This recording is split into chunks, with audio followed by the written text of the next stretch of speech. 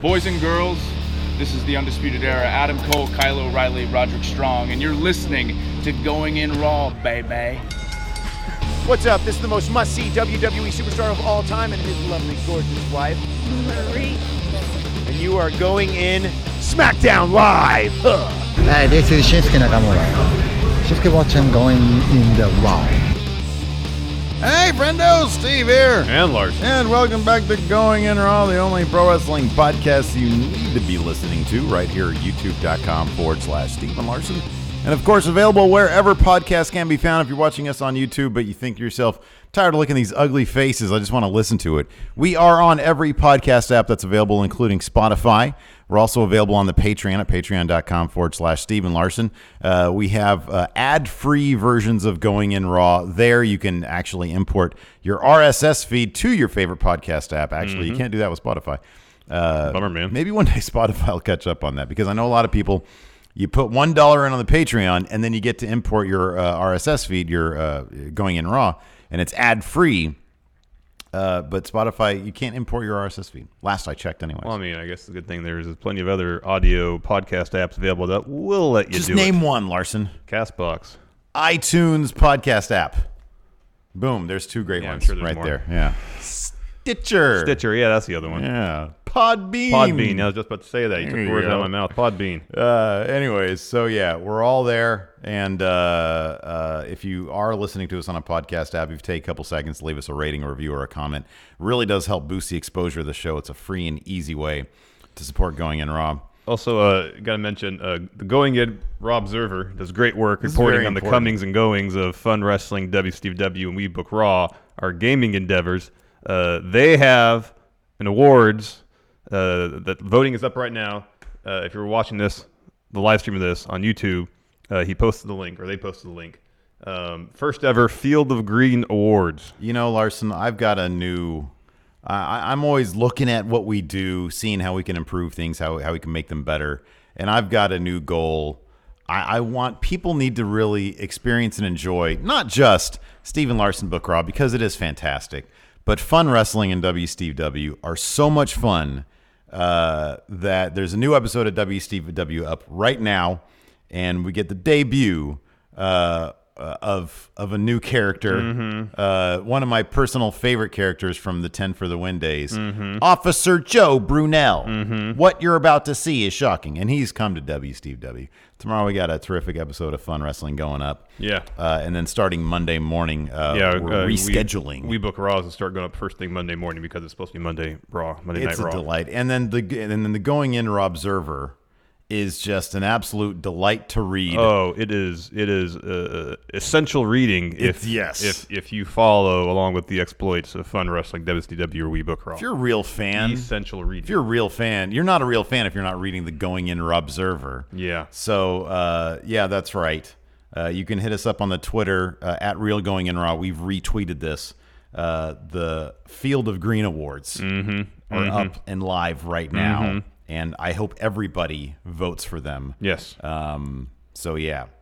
And then also, big announcement. May 26th, Sunday, Las Vegas. Day after all Double or Nothing. Friendo Fest 2019. Just a fancy way of saying it's the first time we're doing in front of a live audience, in person, a live podcast, live Going In Raw. It's going to be our Double or Nothing review and full results show, and it should be a blast. It's at the Tuscany Suites and Casino in Las Vegas. Free gratis, free for the entire public, for everybody. Yes, anybody who wants to attend, they can do so. Right now, I think we have 5 people confirmed to be in the audience. Yeah. I'll be honest, if that's all we get, I'd be fine with that. Totally. But if you're interested, if you're going all in to Double or Nothing, if you're doing that, and you're going to be there Sunday morning, 11 a.m., roll by the Tuscany Suites and Casino. Yeah. We'll be there. Yeah. 11 a.m., doing our recap. We're going to give away flyers for this. Yeah, maybe we'll have some special guests, too. Yeah, possibly. Quick shout-out to a couple patrons. Taylor Cicello, I think that's how you say the name, or Cicello, and Rory Harrison. Thank you. And then we got some new channel members as well. We do. We scroll down, name redacted, message retracted. And Daniel DeLora. Of course, thank you. If you're a YouTube channel member, just like a $5 a month and up patron, you get access to all 5 bonus episodes of Going In Raw we do every single week. So that's all good stuff. Be sure to check us out either of those places. So, day 2 of the Wild Card Finals. No, Rule. The Wild Card Rule SmackDown Live. I mean, this felt like a pretty, your typical fun, entertaining episode of SmackDown, just AJ Styles came back. Yeah. And The Miz was there, and the Usos. And Sami Zayn. That's 5 people. Okay, so Miz, Usos, Sami Zayn, AJ. And then who else? Usos. There's 2 Usos. Oh, well, that's an act. No, they said 4 people. That's an act. Limited number of superstars. 4 superstars. I'll give him the benefit of the doubt on that one. I guess my thing about the wild card rule at this point is, are we going to hear the phrase wild card rule 2 years from now? Let's say this thing actually sticks. No, we're not going to hear that 2 years from now. They'll just drop the wild card rule thing, and it's just a thing now. It's just how Raw and SmackDown operate. I'm fine with that. It's just last night when somebody says, "Wait, what are you doing here? You're a Raw superstar." Wild card rule. I mean, we're so going forward 2 years from now. Let's assume everything's the same, which it's not going to be, but let's just assume it is. It's just going to be the assumption is people are just sort of cool to just do whatever, which I'm fine with. I don't care. I really don't care. I mean, the Usos showed up. It was like, oh, nice, awesome. That's actually kind of cool. That means we're going to get a really good match for the tag titles. We got a really good match for the tag titles. Oh, man. Did you see that Daniel Bryan promo afterwards? No, I missed it. Holy moly. God dang it. He's amazing, so man. Good. He's so good. He was talking about the tag titles main eventing WrestleMania. That's cool. Oh, gee willikers. So, I mean, yeah, is it silly? Yeah, it's totally silly.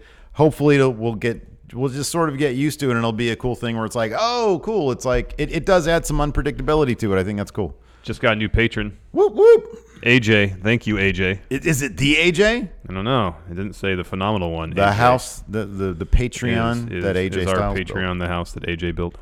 Cool. Thank you very much, AJ. So yeah, I don't know, man. I think it's fine. I think last night on SmackDown, I think it was used pretty well. I mean, the idea that hey, somebody can show up whenever. Here's the thing about WWE. Hold on, let me just say this one last thing. Once it settles into people coming over to Raw or SmackDown out of story necessity, I think that's when it's going to be used effectively. Go ahead. I'll just say that if WWE does anything well, they can take some ridiculous idea they pull out of nowhere and get you used to it in a matter of an episode or 2. That's a good point. Because you really have no choice but to accept your fate that this is going to be happening, whether you like it or not. That's a great way to put it. So you just got to say, all right, well, people are randomly going to show up on various shows. That's what it is. Vince McMahon, like it or not, it's his world that we're living in the world of wrestling. When you're not watching wrestling, you're free of that world. Yeah. But otherwise, we're living in his world. I know. And it's up to you. And there's not a benevolent creator behind this world. Much like the real world. You're just stuck here. Yep. All the slings and arrows that you got to deal with in everyday life. The Kafkaesque nightmare that we live in day to day. It's really being a fan of WWE is like being in Kafka's trial. It's a microcosm of the real world, actually. It really is. Yeah. So that's fine. It's an absurdist display of how much BS you can put up with before you say I quit. Yeah. And take the hard way out. If nothing else. Vince really has us. I mean, just watching so much of his product. It's kind of a nightmare experiment, isn't it? It really is. We've been doing this for so long now. I know. It was funny yesterday after we did our tapings for Fun Wrestling WCW and We Book Raw. Like halfway through even Fun Wrestling, I think I'm like, gosh darn it, this is too much wrestling. This is almost too much wrestling. Oh wow. I'm tired. And then my wife comes home from an 8-hour day, and I'm like, I really have no reason to complain whatsoever. Yeah. Oh, it's not a complaint, but at the same time. Yeah. Anyways. So SmackDown was fine. Yeah, SmackDown. I didn't do a community poll for SmackDown, partially because I kind of forgot about it, and partially because when I did remember, like early this morning, I just thought to myself, "It's SmackDown. It's always going to be somewhere between 50 and 65%. Yay." Well, it'll a strong yay and a slightly less strong in between. Yeah. It's like, yeah, it's pretty good. Maybe there's some, but no, it was great. We just launched into it, open it up with an AJ Styles promo. He's back to the house that he built. Yeah. He's like, well, I like that AJ is the guy. Like, he had the biggest beef with McMahon about about the wild card finals. And McMahon, was the one who even confused him more. Well, SmackDown can go to SmackDown. And so AJ's like, well, damn that. I'm just going to, before anybody else can show up, I'm going to show up. I'm back on SmackDown in my house. It's my show anyway, so it's I'm here my now. house. I'm here now. And then Sami Zayn comes out and gives it to AJ. And AJ's like, man, you smell. I'm glad you made it out of the trash compactor good, but you smell. the least he could have done is taken a shower. Take a shower, Sami Zayn. Sami says, I did take a shower. It doesn't come off that easily. That's pretty funny. Funny. This was something I was totally cool with. Like, it was unexpected, and then we ended up with the triple threat match. That was really good. I think about Sami Zayn is that they really screw up his creative, but his matches are always really fun. Here's the thing with I think Sammy's a really good promo. Needs a new finisher though. Sammy's a really good promo. I just feel like, at least with this character, I feel like it'd be better in smaller doses. When you give him a 8-minute block to drop anybody dropping an 8-minute promo is pretty much too much time. It's the poster boy of that kind of stuff is Corbin right now. Yeah.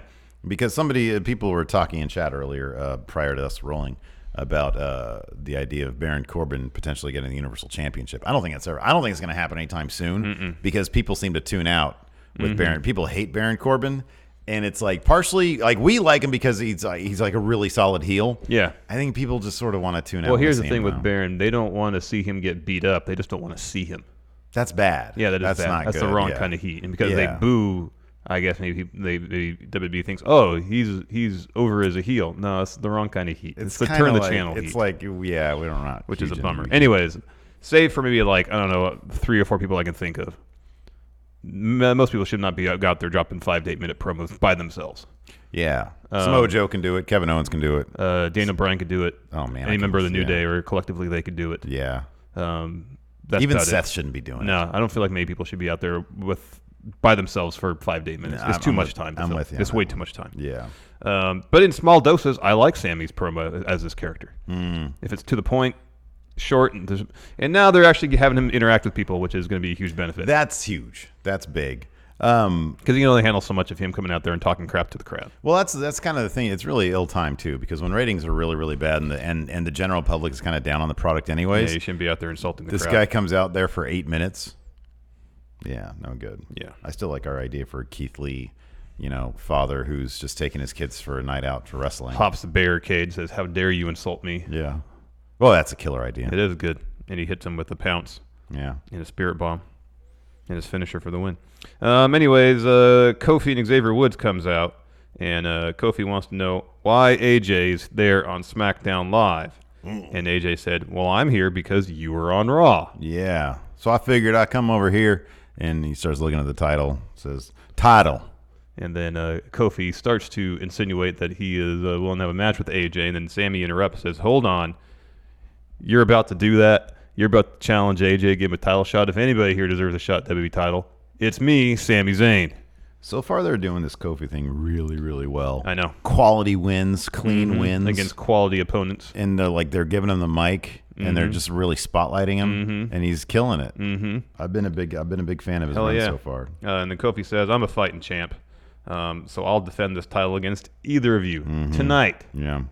Turns out he had defended against both of them. Yeah, they did a 3-match triple threat, I believe, is the technical definition according to the rule book. I think you're right about that. I saw it scribbled in the WWE rule book. Oh, okay. Did someone draw over something to scribble that? Yeah, pretty much.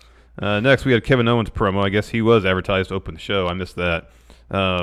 He said, I'm tired of this BS that's going on here. I'm going to go home because it's my birthday. Yeah. Happy birthday, Kevin Owens. Yes, happy belated birthday. I like that WWE tweeted out it was his birthday, and he responded to that, what, no Vince tweet? Yeah. That was good. That was good. Because Vince apparently only tweets happy birthday to the top superstars. Yeah, Roman, John Cena. And he always says these really, really wonderfully, effusive things about them, like really nice tweets. Except Shane. And He goes says, overboard. Happy birthday, Shane. Except for Shane. Happy birthday, Shane. It's just happy birthday, Shane McMahon. That's got to be Vince making himself laugh, right? Oh, yeah, that's got to be a rib. I would think that's got to be a rib. McMahon. Happy birthday at Shane McMahon. Oh, man. Did you somebody posted this on Twitter about Raw that I didn't verify or anything, but they noted how many more ads they felt was on Raw, and then somebody responded to that, and he said something like, I'm in the advertising business. It kind of feels like maybe WWE has some make goods or something that they're not meeting certain numbers. Oh, because their numbers are low? Perhaps. Which is kind of interesting. This is just a total tangent right now. Well, I mean, there's I wonder if there's any truth to that. twice on SmackDown you get commercial breaks that are picture-in-picture, and that doesn't happen on Raw. Yeah. So Yeah. that could account for, also, if you're talking about sheer number, there's a third hour on Raw that SmackDown doesn't have. Apparently, a lot of action happens during commercial breaks as well. Yeah. The Iconics and Buddy Murphy. Buddy Murphy show up and challenge Mustafa Ali, apparently. Which we didn't get to see. Assuming maybe next week we'll get a match with those two. Well, next week they'll show the promo that Buddy delivered during That's the what commercial they'll do. break. And Okay. the following week they'll advertise it, cut it from the show because of time, and then we'll get it like 3 weeks after that. How spot on was I about that women's match? Yeah, well, you were pretty much. It wasn't cut from the show entirely, but it was changed. It was. They always do something. They always tweak something weird. Yeah, I know. I don't know what that was. So Bailey was excised from it. And who was on the other side? Who else in the Money in the Bank? It was Mandy and Suny Deville. And then it was supposed to be I'm drawing a blank. Carmella. It's Carmella, Ember Moon, Bailey. and then Fire and Desire, and who else in the Money in the Bank? That. Why am I drawing a blank? Well, all four of those people from SmackDown were. Sonya's not in the match. You're right. So I guess Bailey. Ember, no, Ember's the fourth. Yeah, or sorry, Bailey's the fourth. Yeah. Yeah, but it's supposed to be a 6-man. Yeah, Bailey's. Yeah, exactly. Yeah, Bailey's I'm trying to think who's the who. person? I don't remember. Sony's odd person. Wasn't Lana? Wasn't. I know chat probably have it. By Yeah, now. probably. Let's see what chat has. And the answer is Charlotte. Charlotte is the answer. That's the answer. Charlotte. And now for the next 2 minutes, while people are behind us, Let's get the a whole steady thing's going to be stream saying of Charlotte, Charlotte, exactly. Charlotte, Charlotte, Charlotte. Is Charlotte. the answer. Okay. Charlotte. So he's heading home because it's his birthday, and then we move on. But before we move on, here's a word from our sponsor, forhims.com. Hey, Larson! Yeah. Are you aware that 2 out of 3 men start losing their hair by the age of 35? And once you notice your hair is thinning, hey, it could be too late. Well, Steve, would you say the best way to prevent further hair loss would be to try Odd Solutions or do nothing? Odd Solutions. No. Yes. No. Or no. turn to medicine and science? Yes. Of course you go with medicine and the science. And 4hims.com has been helping guys be the best version of themselves with licensed physicians and FDA-approved products to help treat hair loss. I've tried Odd Solutions for some rashes sometimes, and boy, oh boy, Odd Solutions do not help at all. We here at Going In Raw have been talking about Hims, though, for a while, and how they're helping guys look their best. If you haven't heard, it's time for you to see what Hims is all about. Hims connects you with real doctors online, which means no more awkward visits or time wasted in long lines at the pharmacy. Yeah, that's right. Just answer a few quick questions. A doctor will review your order, and if they determine it's right for you, they can prescribe you medication to treat your hair loss. And best of all, it's shipped directly to your door. Get the hair loss treatment everyone is talking about. Yeah, and right now, Going In Raw listeners can get started with the Hims Complete Hair Kit for just $5 today, right now, while supplies last, and subject to doctor's approval. Just go to forhims.com/GIR. See the website for full details and safety information. This could cost hundreds if you went to the doctor or pharmacy or somewhere else. That's forhims.com/GIR, forhims.com/GIR. And we'd like to thank Hims for sponsoring today's episode, and you're really helping out Going In Raw by going to forhims.com/GIR. So then we had Mustafa Ali versus Andrade Cien Almas. Yeah. I don't care that they're going by just Ali and just Andrade. I like saying their full names. Agreed, me too. I was worried last night. They kept on referring to Ember Moon as simply Ember. I know. I thought that too. But then her lower third said Ember Moon. Moon. I know. I was really worried about that too. I don't want her to be just Ember. She's Ember Moon. She's Ember Moon. And in any event, man, I was so geeked for this Ali versus Andrade match. Oh, it was great. And sure enough, it was good stuff. We got another DSLR promo from Mustafa Ali. That's true. Why doesn't everybody should take his lead? Everybody should follow the example that he set. Go out and do these promos themselves, stylized. Maybe they'll run them, maybe they won't. Yeah. If WWE's smart, they take the kid who does the Chronicle stuff. Yeah. And have him come along on the road or whatever. He probably does anyways. He's just sitting around. Hey, run out, go and do a cool promo. Put it on the air. Mustafa has such a way of... He has such a way of using his environment, it feels like, in these promos. Talks about the light. To create the substance of the promos. Yeah. I mean, this isn't the first time he's done that. He's just really good. Maybe it's easier said than done. Maybe, I think so. I think he just has that talent, that gift. And he's got someone that has a good eye to help him shoot him too, you know? Yeah. So I think that's a lot of it. Anyways, if you didn't see this promo, he put it on his Twitter too, which is great. Zelina and Almas walked to the ramp. Promo from them as well. I love Almas's promos. Yeah, me too. And then match began. Fun match, as you'd expect between these two. Yeah. Cut short because Randall Orton ran in. Mustafa Ali hit the top rope Spanish fly. Orton runs in. So they really willed that Spanish fly to happen. You notice really that did, when they're up there? They kind of didn't have their balance, but they still hit Whatever, we're going to do it. Yeah. So he hits Mustafa Ali, so he wins by DQ. Orton goes for a draping DDT on Almas. Zelina holds on to Almas's foot, so he can't do it. In the meantime, Ali is fending off Randy Orton, seemingly, but then Orton hits a pop-up RKO on him. Almas climbs to the top of the turnbuckle, goes for some sort of top rope move. Orton catches him with an RKO. Bang, bang, bang, bang, bang. And then Randy looks up at the briefcase above the ring. Yeah. Establishing Randall as a threat for Money in the Bank. Well, yeah, man. Are we going to see an RKO, like, I don't know, off the ladder or something? Maybe. When's the last time Randall was in a Money in the Bank match? Probably the year he won it. No, he's been in one since, I think. Probably. He's a pretty regular participant in Money in the Bank ladder matches. This next little bit was kind of interesting because I feel like it was sort of a time filler.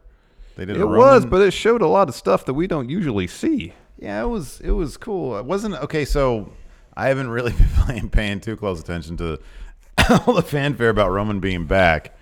Was this stuff like his Chronicle stuff? Oh, I don't know. Because didn't they do like 2 episodes of Chronicle or 24 or something? That was Chronicle. I think it was Chronicle when he came back. And wasn't it like a 2-parter or was it just a 1-part thing? I don't know. Like I saw it and I was like, oh, they're just sort of doing like a short version of Chronicle. Yeah, no, but if you haven't seen it, that's kind of neat. They showed the some FCW footage and it's cool, but NXT stuff. That was neat. Oh, and then he is on SmackDown, so yeah, theoretically, well, he wasn't on tonight. He's on all shows. He was on Raw. He wasn't on SmackDown. Yeah. So we got this, and I thought it was good. I thought it was like, oh, this is pretty effective, and they showed the crowd after it ended, and the crowd was cheering. Yeah, people like Roman again. Yeah, so that was cool. They don't like recycled stuff, man. Well, it's only recycled as you've seen it before. Ooh, that's a good point. If the tree falls, is Roman spirit or something? After that, Shane came to the ring. He spent some time talking trash about The Miz, which of course he does. Mm-hmm. And then he addresses the tag title situation. He said he could only think of one team worthy of being tag champions. And here they are. Out walks Daniel Bryan. And Redwood, Eric Rowan. Good guy, Eric. And Shane is about to present them with tag titles. Usos come to the ramp going, whoa, whoa, whoa, whoa, whoa, whoa, whoa, whoa, whoa. Saying, you got to earn these. We earned these titles when we were here. New Day earned them. Thebar earned them. You got to earn them too. Yeah. So we want a match for the tag titles. And Shane says, I like that because this is an opportunity for Daniel Bryan and Rowan to show that they are worthy champions. So the match happens, but not before this. We get a Finn Balor iPhone promo from the beaches of Ireland. Yeah. Oh, so lovely. Just the scenery. So he's there visiting family. Plus Finn Balor. Yeah. Yeah. So, yeah, it was cool. He said he's going to be Finn 2 belts after winning Money in the Bank and getting the WWE title. Mm-hmm. Yeah, everybody wants to be 2 belts now. Mm-hmm.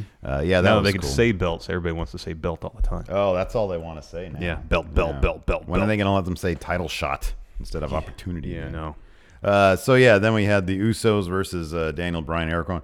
Boy, they booked Eric Rowan pretty strong in this match. Man, huh? he got the win. I know. That was I legitimately was like very happy for the guy. Yeah, me too. You know, because he got the win, and he was doing like when the Usos came flying at him, that one spot where they both like came suicide diving at him or whatever, and he just like grabbed them caught both. Yeah. He caught them both. Yeah. There's that bit where I think one of them was coming off the top, and he just caught him, and he had that vicious look on his face, and he just slammed him down. Yeah, he had a good-looking fun splash last night, too. Yeah, boy, they were booking him to He the had a moon. strong showing for Rowan Yeah. and Daniel Bryan as well, and then the Usos looked great.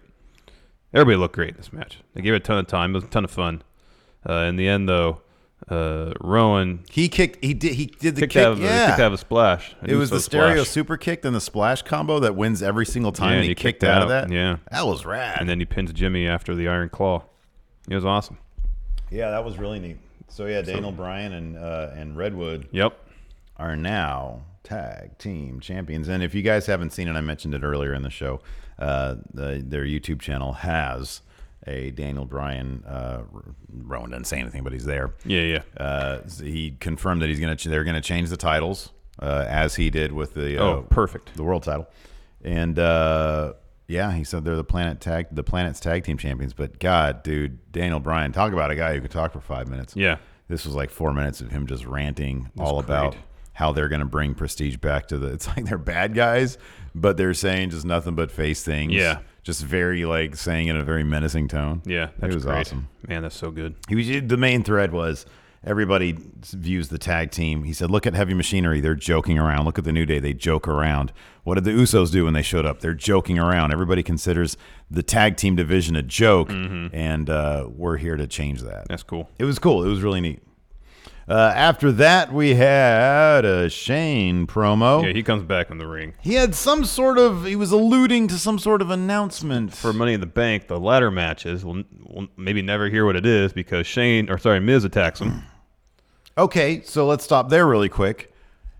Is there something, and they just put it off for storyline, or is there actually some announcement, some stipulation that we don't know what it is that Shane had in mind that the writers know or is going to happen? If I were a betting man, I'd say that no one knows. Mm-hmm. Does it exist? Does Vince McMahon have something in mind? No, they probably just put that forth out there to make it seem like it gives Shane an excuse to get back in the ring after the tag title match, and just put him out there available for Miz to attack. A little bit of intrigue that never is going to pay off. Probably not. Yeah. If I were a betting man, I'd say no, never pay off. Yeah. Or if it does, it'd be a Twitter announcement. Oh, my God. Yeah, you're probably right. Announced via Shane McMahon on Twitter, whoever wins Money in the Bank has to cash it in that night or something like that. Yeah. There's going to be something important. They're going to do it on Twitter. Yeah, you're probably right about that. So Miz attacks Shane. They brawl up the ramp. BT makes the save, except the Miz eventually fends them off, and then Shane emerges with the chair, blasts Miz with it. He leaves ramp area with upper hand. Mm-hmm. Yeah. Backstage, Daniel Bryan, Eric Rowan are walking around. They're approached by Heavy Machinery. They just say, congratulations. You excited for that feud? Nope. I'm excited. Well, kind of. You know why? Because Daniel Bryan and Rowan are going to beat them. Mm-hmm. Like, they're not going to, Heavy Machinery's not going to get those titles.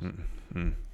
I mean, barring, I don't know, a call-up or something else big happening, I don't know when Daniel Bryan, and they love Daniel Bryan, and it makes me so happy. I know. And I'm happy they put him in this tag team situation, especially if he's just coming off a concussion.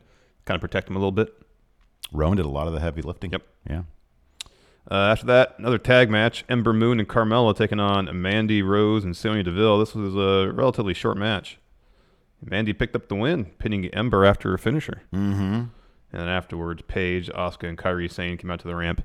Paige dropped a promo saying that she traded up. She used to represent Absolution, but now she's got Kairi and Asuka.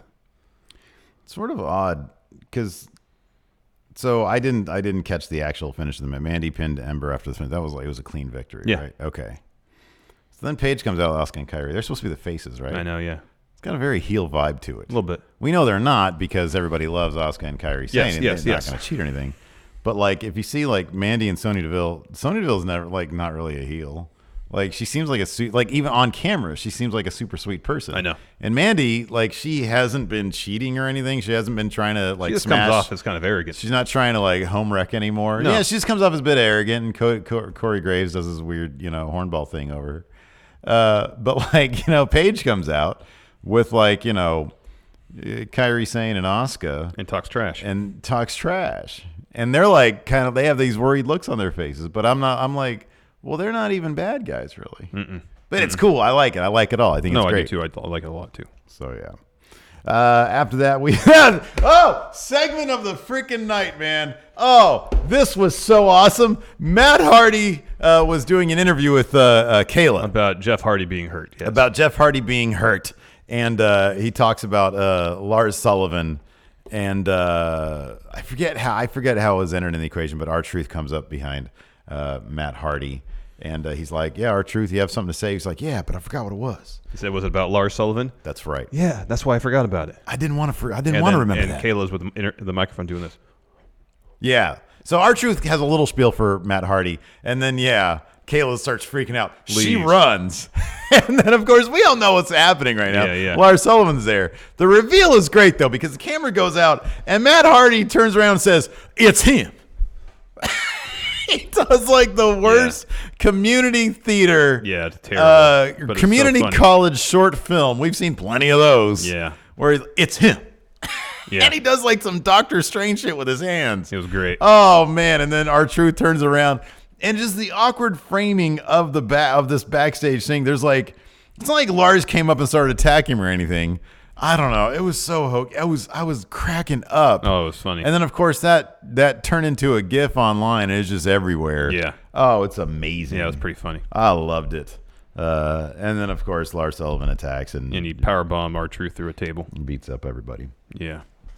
After this was an Aleister Black promo. Speaking of people that should be doing DSLR promos, imagine how awesome they'd be if they actually injected a little bit of style into Aleister Black's promos. Yeah, the thing is, I think they filmed all these in one go. No, they did, definitely. You're right, though. You're right. Find like an alley like Mustafa Ali would do. Or find I know it's hard to do, but if you're doing a bunch at one time, find like an old church like they did with his NXT stuff. And put it in like high contrast black and white.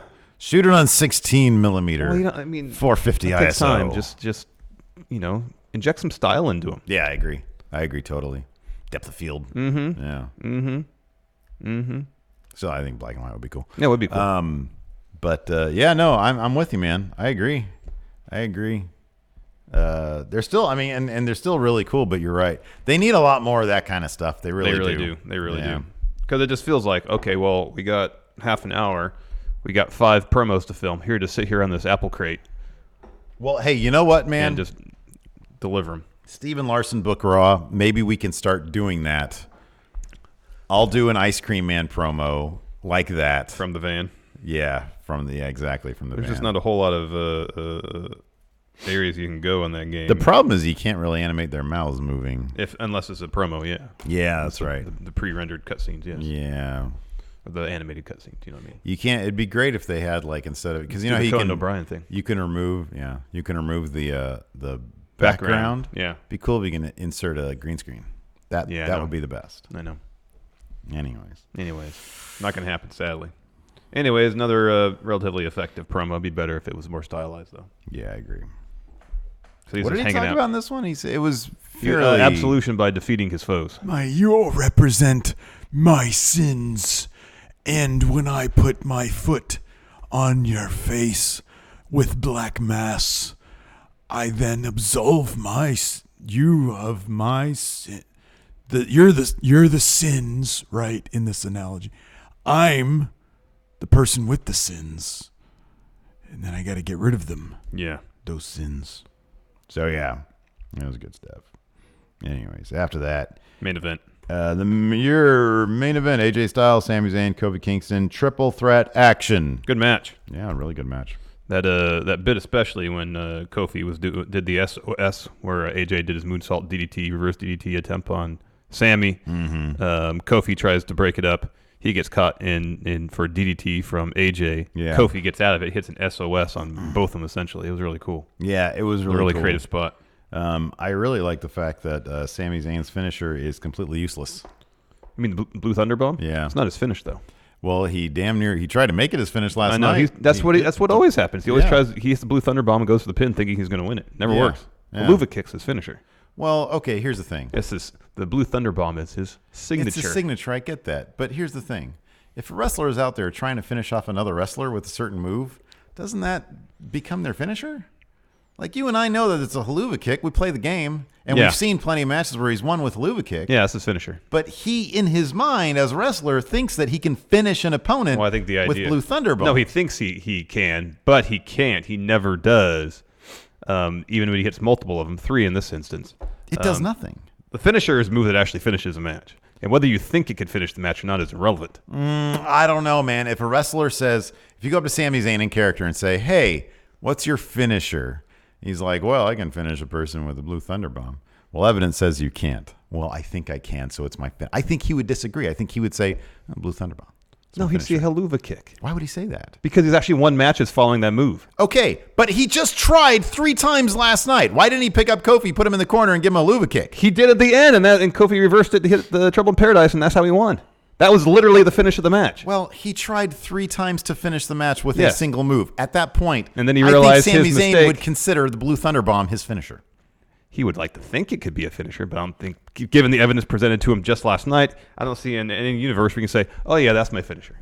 Well, I guess we'll see. If he tries it again 3 times next time we Every see match him, he tries to finish the match with the Blue Thunder Bomb, and it never works. he's never done it 3 times in a row. No, never before 3 times in a row. At that point, are you looking at the guy saying, this, yeah, it's screaming at him, it's not your finisher. Why do you keep doing that? He thinks it's his finisher. No, he didn't, because after hitting it 3 times and not working, he realized, oh, I got to go to my real finisher. 3 times? Haluva kick, yes. 3 times. That's How's a that finisher. different than anybody else, like Brock hitting somebody with 18 suplexes? He knows that's not his finish. He might try to pin him after 10 of them. Well, that's different, though. He doesn't go for a pin after the first one or the second or third I'm not saying or he fourth does. or I'm just fifth. using an example. He Some doesn't people go for pins off the German suplex. We've seen times where people go hit a power bomb, try to get a pin, pick him up, but do another power bomb, and afterwards get another pin. Doesn't necessarily mean they think it's their finish. Powerbomb should be a finisher. Yeah, power bomb should be finished for anybody. This is really a great move.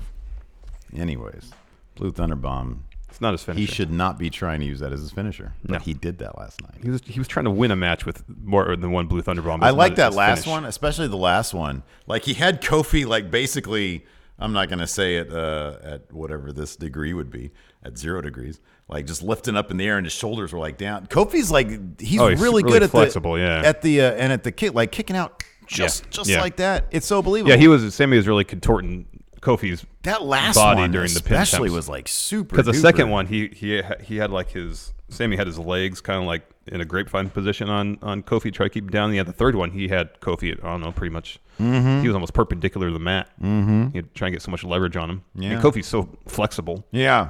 that you can pretty much put him in all sorts of crazy positions for pin attempts, and he can get out of it. It's awesome, man. Towards the end, Kofi knocks AJ off the top rope while he's trying to go for a phenomenal forearm, and then knocks him off the apron with a Trouble in Paradise. That was cool. That took AJ out of the equation entirely for the match after that. Yeah, that was cool.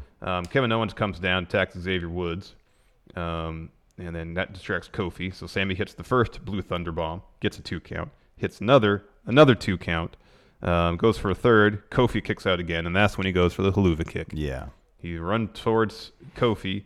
Kofi responds with Trouble in Paradise. He pins Sami Zayn. He wins. Yeah. Countered Sammy's finisher for the win. I mean, if you want to say that, that's totally cool. Afterwards, do you think this interview at the end was scripted or worked into the show, or they realized they were running a little bit short? Well, they were only running short by because I was like, is he going to get out everything he needs to say? They were only running short by Yeah, no, and it seemed 10 like a seconds, weird maybe? time to shoehorn an interview in. Kayla goes running up there. That seemed kind of unnecessary. Kofi, quick, say something. I think that it was written. I think it was supposed to happen.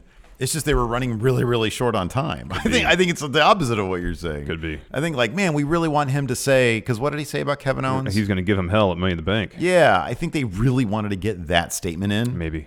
Because she went running up to him. Yeah. Yeah. You don't know, man.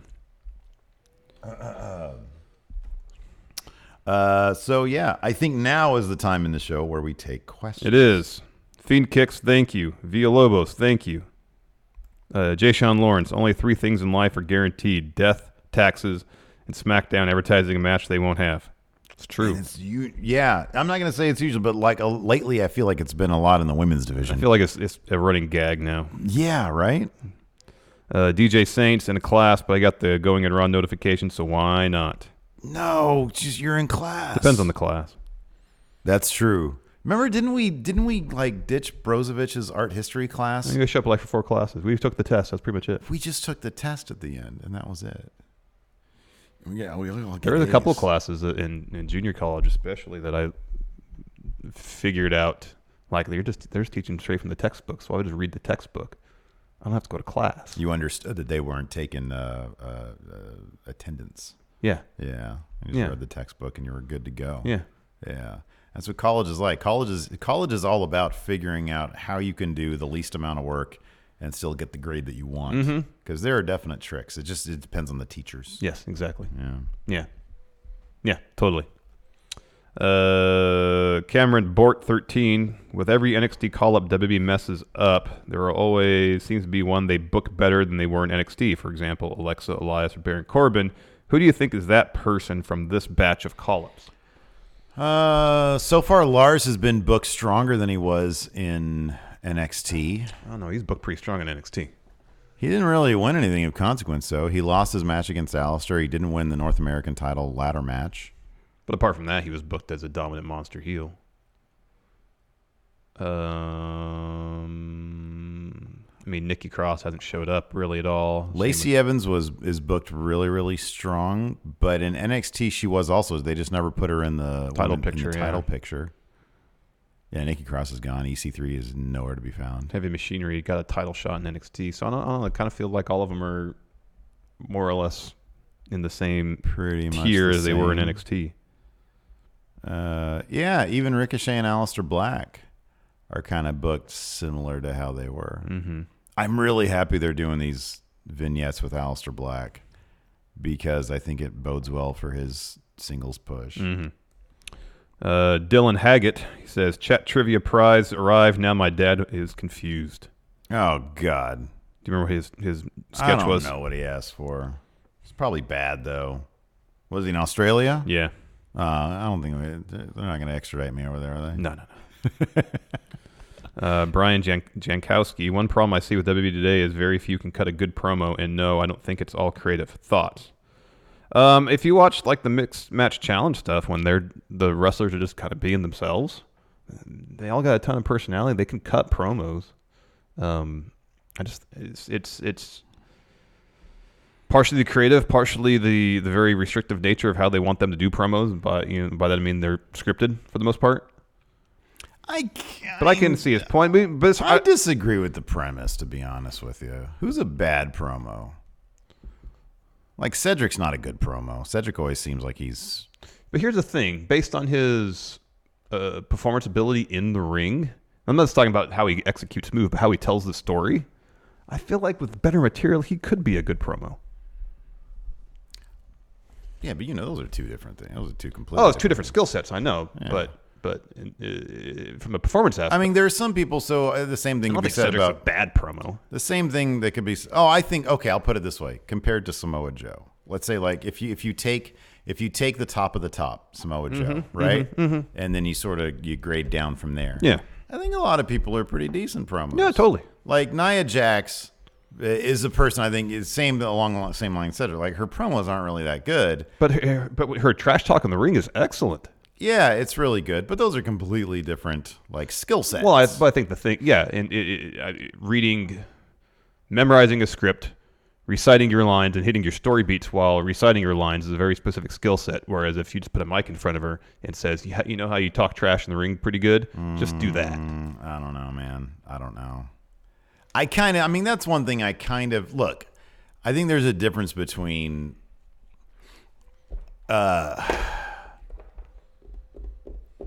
I think so. Mustafa Ali, really good promo. Mm-hmm. He's a really good promo. He actually thrives when it's just him and a cameraman, as opposed to him, on a mic inside the ring or whatever. But even when he's on the mic inside the ring, he comes off as very genuine. Yeah, he's very good. And I don't know if those are scripted or if he's hitting beats or whatever. I mean, he seems to be on the ladder of superstars who they would probably just hand a script to. I would assume because he's been around for a little while. Yeah. But he's really good. But I don't know. I feel like there's not that many people who can't. The promos, like, honestly, in terms of a list of priorities for, like, problems with the WWE, promos are so far down on the list of priorities for me in terms of, like, oh, are they good? Are they bad? A lot of people bitch about written promos, but honestly, like, episode to episode, it's not like we often talk about, man, this person's a terrible promo. Well, I mean, I don't think it's nature whether promos are good or not. I think it's an opportunity for wrestlers to show off the more genuine aspects of their characters. Because so often it feels like...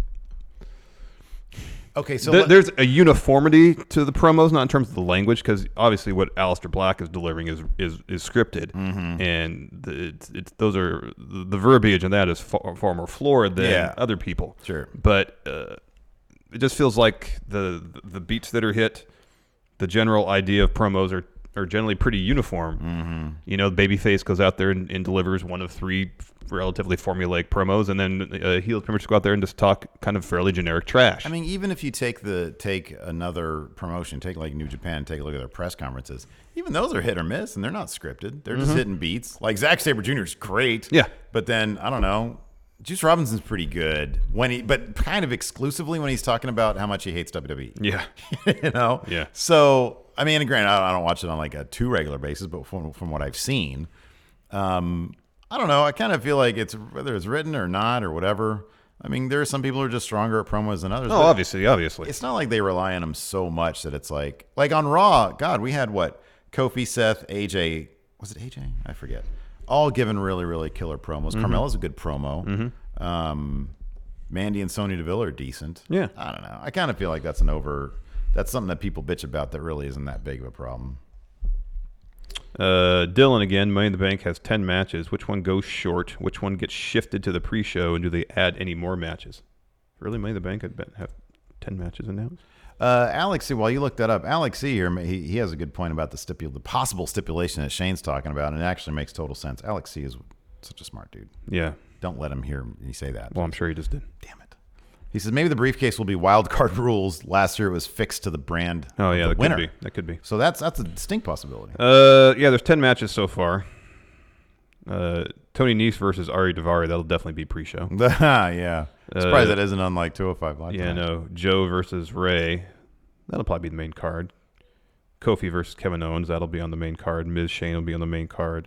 Becky versus Charlotte, main card. Oh, I'm looking at that. Samoa Joe. If they do 2 in the pre-show, it's Samoa Joe and Rey Mysterio. Nothing else is going on in the pre-show. Which is fine. That's okay.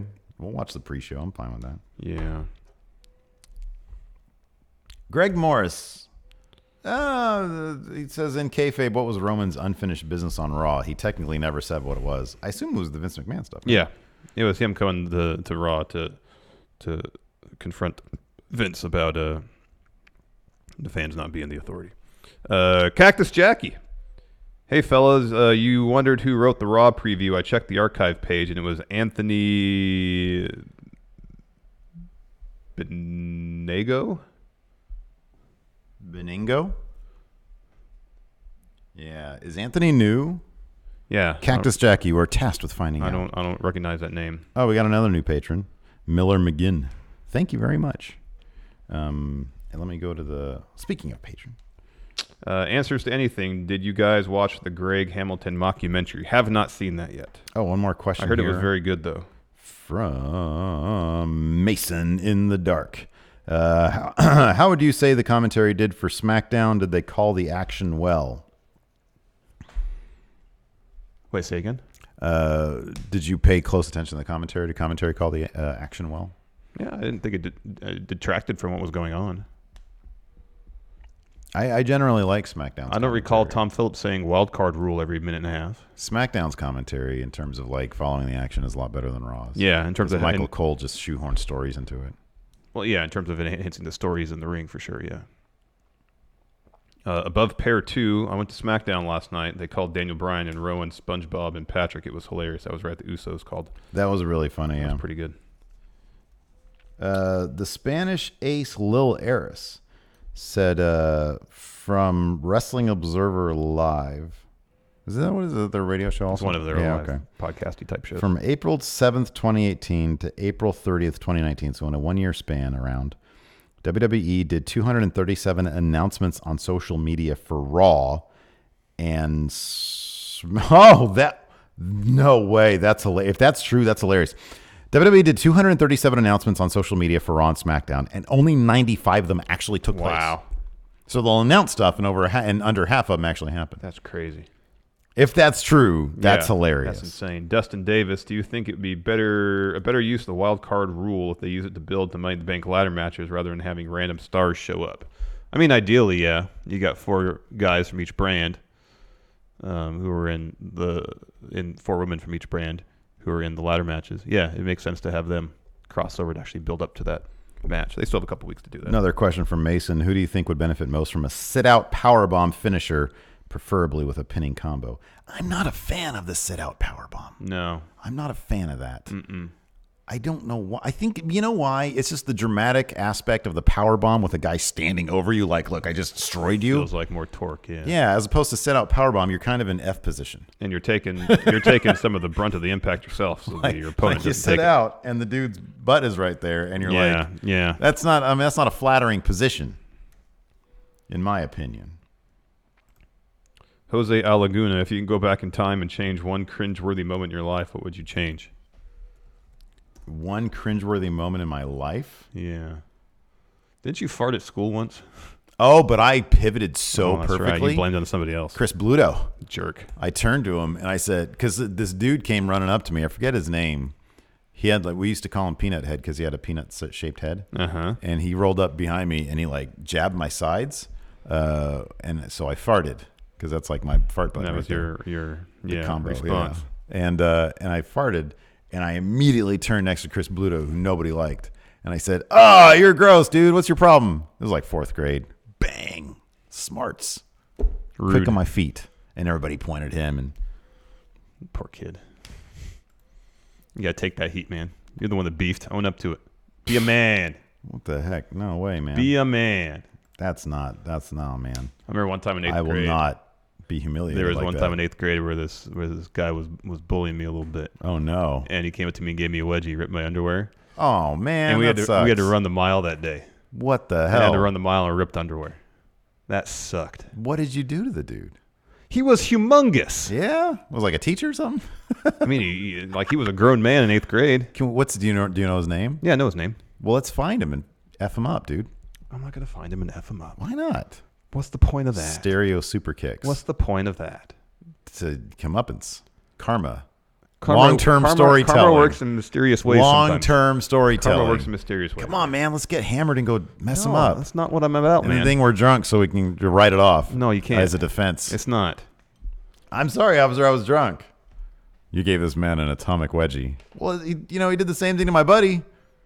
Really? When was this? 8th grade? 1991. You really got to get over things, son. Son. And the cop is probably younger than us because we're old. Yeah. Wolfpack for Life asks, how would you use reverse psychology to get Vince to book better? Wait, sorry, say again? How would you use reverse psychology to get Vince to book better? Vince is a real control freak. So how can we use that against him? So typically with reverse psychology, you'd say, what's something we want to change? Well, I mean, preferably not have Vince control of creative anymore. Okay, we don't want Vince in control of creative. So we have to use reverse psychology. Reverse psychology is you're doing a great job. He would just say thank you. Yeah. I don't know. I think Vince is impervious to reverse psychology. No, I don't think he is. Okay, well, give me an answer then. Apparently he loves snow cones. What leverage can we get out of snow cones? He loves snow cones and farting. And farting, yeah. Yeah. Oh, man. I don't know. It'd be a situation where it'd be like, challenge, this is ridiculous. you challenge Vince to a fart contest. Okay, yeah. And on the line, whoever wins this fart contest, I know how it's judged. Oh, he's so competitive. Yeah, that you gets control of WWE Creative. Okay, that's good. And then, you stack the tables in your advantage, whether it's some sort of laxative, which would make you crap your pants or whatever. You want to win this. Yeah, it doesn't matter, yeah. So you're because he's going to probably crap his pants also trying to win it. And that's the stipulation. You can't crap your pants. If you crap your pants, you forfeit. Oh, wow. You lose. Yeah. And so you do something. You eat like a huge thing of chili. You're really gaseous. Perfect. He doesn't know that. So your opening salvo is the most ridiculous fart you've ever heard. Mm-hmm. And Vince's first attempt is kind of meek. And you're like, what is it, Vince? You can't fart? Oh, he'd be pissed. Well, you can't fart? Yeah. You can't do it? Oh, man. And so he's pushing with all his might to get crap the himself. nasty fart out. And he craps his pants. Poops his pants. Suddenly, that's good. you have creative control. I just shit myself. Let's see here. Thomas Dunnigan. Even with the mess that is wild card rule added to SmackDown, the matches tonight were all mostly very entertaining. Yeah. Why does Raw have so much trouble with that area as well, with their matches being as boring as everything else? I don't know. They dedicate a lot of time, like that opening tag match on Raw. It wasn't bad. I didn't feel like there was much on the line. Which one was that? AJ and Seth versus Lashley and Corbin. Oh. It wasn't bad. It was fine. Here's the thing. So similar to how I think there's sort of a thing. Similar to how I said one of my problems with Roman on SmackDown is that there's no big dudes there to really challenge him. Mm-hmm. SmackDown has a lot of more of the traditionally has had more of the athleticism in their ranks. They had AJ, Daniel Bryan, and then Samoa Joe's always a really, really fun match. They have and Mustafa Ali, Andrade are there. Yeah, they have just a really terrific roster of just really good wrestlers. If you look over at Raw, they've got guys like Lashley, Baron, who were fine, but they're not the guys that are going to be putting on 4-star matches on a weekly basis. Braun. I mean, even Roman can have a really fun match, but with a really good wrestle that you'd find on SmackDown. Yeah. So they have a lot of lumberers over there. Well, and I think that's going to be part of the problem. It's good that Roman's on SmackDown then. Yeah. Julian Morris says, retracting my free super chat for you, Larson. David Navarro, have you guys been following any of the Bray Wyatt hinting at a hidden message in his 2015 promos? I've been waiting for somebody on Twitter to yeah, I'm just waiting for it to be solved. If you think I'm going to go back and dig through a bunch of Bray Wyatt promos to find the sentence that apparently is out of place, because any of his promos from any year, any time period can sound like, well, there's this one sentence that's wildly out of place. Mm-hmm. Yeah. This is a good one. Emilio Raphael. I never got to see El Generico live. Will we ever get to see El Generico again? Not in WWE. I think no. I think that's the point. I think no, not in WWE. I think at some point Sami Zayn will probably leave WWE. And we'll see El Generico drop people with brain busters on the top turnbuckle. Yeah. Because that's what I want to see. Yeah, no, I don't want to see that. That's terrifying. Tommy Cat says, getting inked less painful than watching WWE. Just get a tattoo, Tommy Cat is. It's a very satisfying experience getting tattooed. 05 Kid T, thank you. Joe Rydell. Or Riedel. Daniel Bryan's backstage promo posted later in the night talking about the tag division being a joke was amazing. Based on his recent wrestling and promo abilities, would you consider the new Daniel Bryan right now better than Pants Okada, Shorts Okada, or on a whole nother level? I don't know, man, but I'd sure like to see a Daniel Bryan versus Okada match. I'll tell you what. Ooh, that'd be special. Mm-hmm. That'd be something else. Mm-hmm. I think he's in that. I think there's a top 10 echelon right now. Oh, he's definitely out in there, it. and he's in it. He's definitely in it. Definitely in it. He's amazing. Who's top 3 in WWE in terms of everything? All around. Daniel Bryan. You got to say Daniel Bryan. Daniel Bryan's got to be like number 1, right? You got to have Daniel Bryan. You got to have Kofi in there now. He's been on great matches, doing great promo work. Yeah, he's doing really good stuff. And Joe's probably top promo in the whole company. You can get really good matches out of Joe, but man, Daniel Bryan in terms of just how much he brings. Yes. Boy, oh boy. He's something else. Yeah, he is. Yeah, he is. Let's see here. This is an interesting stat. Is this true? Aminadab Garcia says, seems like the women are getting shafted here. They only got 10 minutes out of 5 hours of programming. Do you think the wild card affected them, or is there too much Shane and Lars? Yeah, I don't feel like they're doing a whole lot to develop. Someone here in chat on the live stream said that they wish that Becky was getting, like, essentially Kofi's booking. That Becky was getting Kofi's booking. Mm-hmm. Sorry, I don't even remember what I said. That Becky was getting Kofi's booking because that would help keep up her momentum. Yeah, and I agree with that. Yeah. I mean, even ever since Becky more or less won the Rumble, it seems like whenever they put, and I said this several times before, whenever since she won the Rumble, when they put a roadblock in Becky's way leading up to Mania, it hindered her momentum somewhat, whereas when they did it with Kofi, it only built on his momentum. Yeah. And I don't really feel like they've been able to get that back. Like, people love Becky because she is great. Well, she's amazing. She's like the power of her personality. However, her booking has not been the best. It kind of goes back to what people cheer for these days. Yeah. And oftentimes they cheer for just pure talent. That's great. Mm-hmm. I think in Kofi's case, the reason why he gets such a great response is a mixture of, number one, he is killing it right now. He's putting on fantastic matches, and he's delivering these really great promos. Yeah. But there's also just these guys have been fighting the system in terms of the WWE system, Vince's system, for so long, and to see them get their reward, people really, really like that. They really feel like the appreciation there. And Becky Lynch has this thing where people really love her because she appreciates it, but WWE isn't really like giving her much to chew on in terms of anything else. And so that's why it feels like the momentum. I was really hoping that after Mania, with both those belts, she'd have this huge target on her back, and everybody would be coming after her. Yeah, they kind of alluded to that at times, but it really hasn't panned out. Basically, yeah, you're right. I like that at least that she's having to defend each title separately and not together. Yeah. Rory Falkingham, who is the next mega signing to NXT? I don't know who's left. Who's left? Oh, it's going to be it's if Jeff Cobb.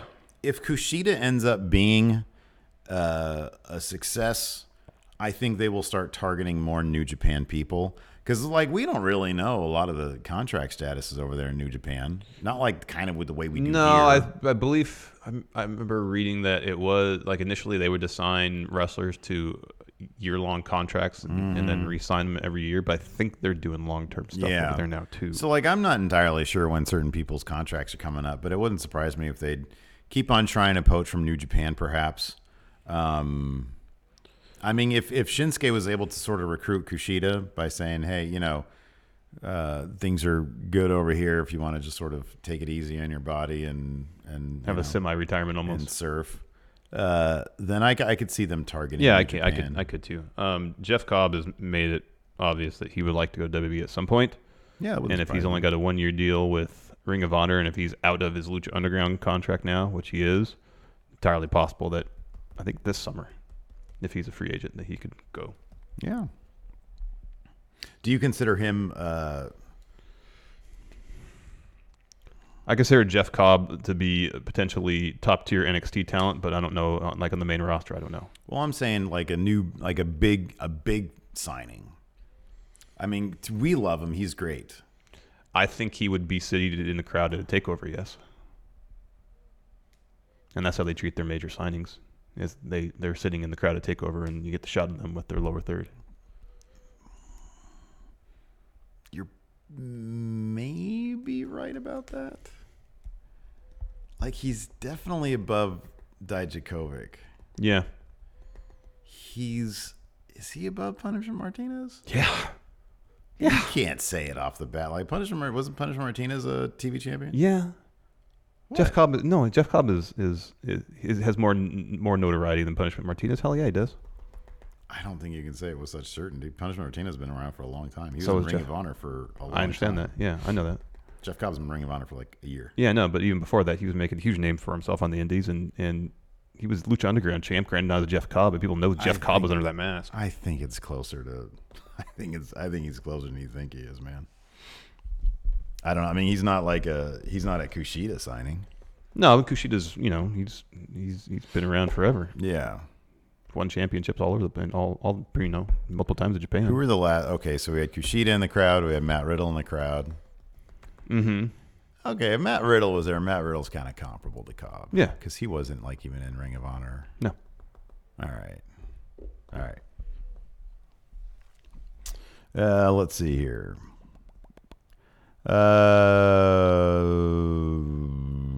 Luis Felipe de Castro Reese. Do you guys want the brand split to continue, or do you want only one brand again? No, I don't mind having the brand split, but having main event storylines cross brand. Yeah, I mean, I've actually thought that for a while. Back when the Fox deal was announced, I had thought that they might need to end the brand split. But I like this is like a compromise. Like you got Raw, you got your SmackDown rosters, but then the big names go back and forth. I'm fine Mark with Brown that. says, "What about Jay Lethal? I assume to go to WWE." He seems pretty happy at Ring of Honor.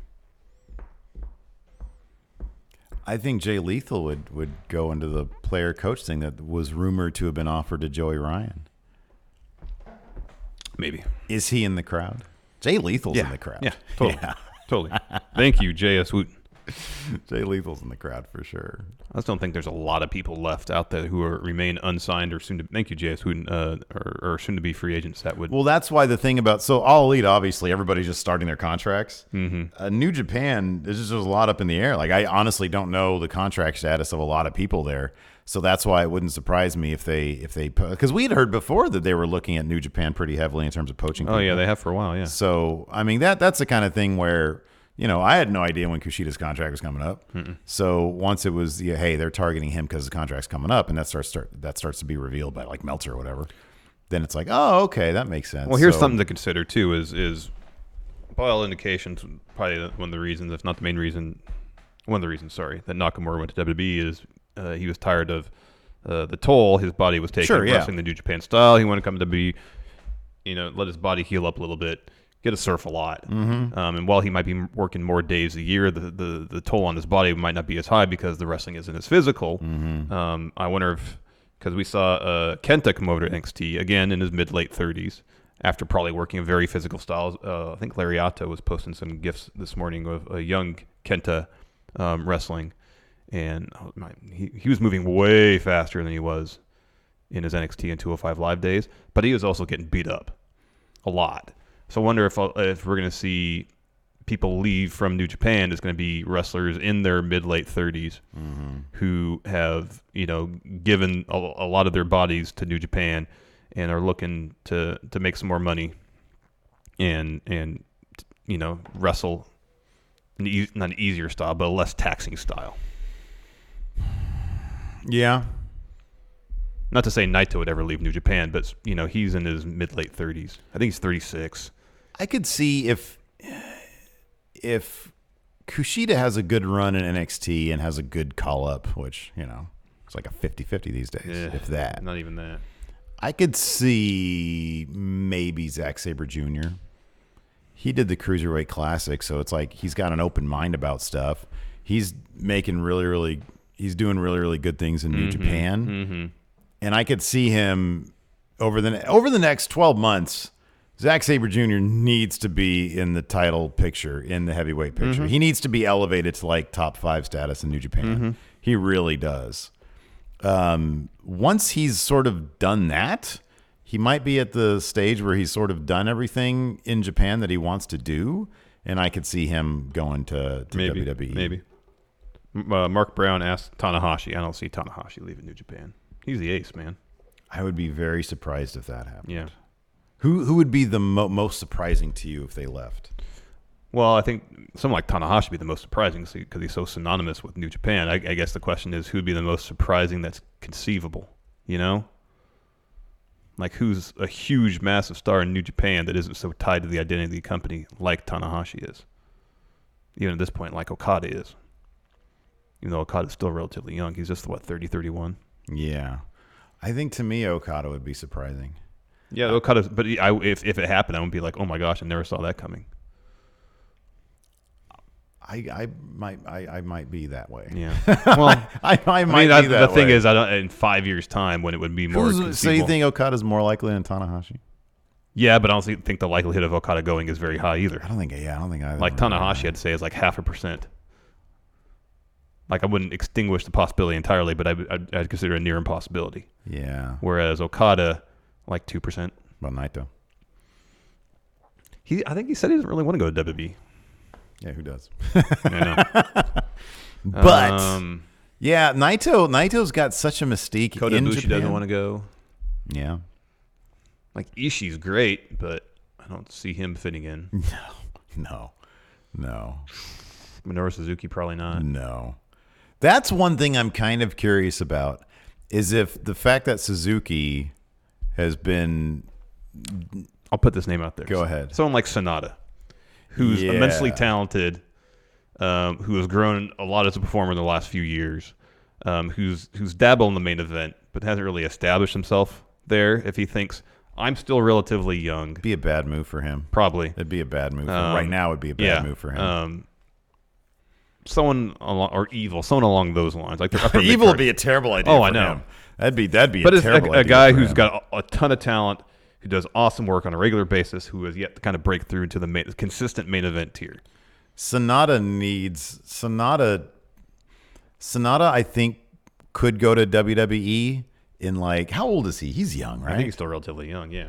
In like 5 years. And again, I understand that we don't watch as much New Japan as we should, but we have kind of a handle on it.